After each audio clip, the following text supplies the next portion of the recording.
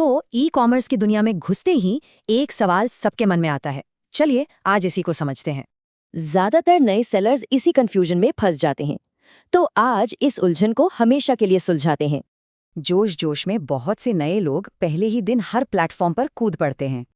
और इसका नतीजा पूरा कंफ्यूजन और सीधे सीधे नुकसान।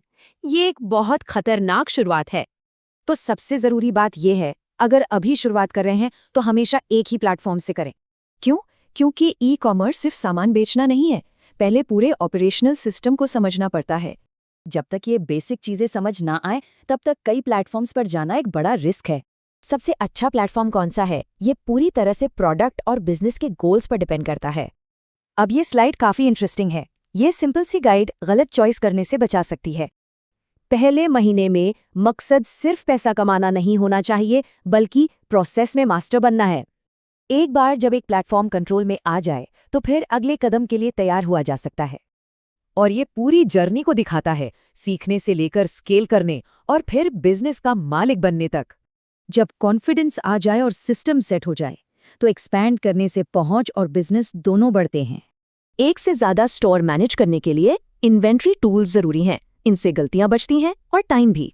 चलिए अब प्रो लेवल पर चलते हैं। जब ऑर्डर स्टेबल हो जाए तो अपनी वेबसाइट लॉन्च करना जरूरी है। इस स्ट्रैटेजी से कस्टमर्स के साथ डायरेक्ट रिलेशन और एक टिकाऊ ब्रांड बनता है।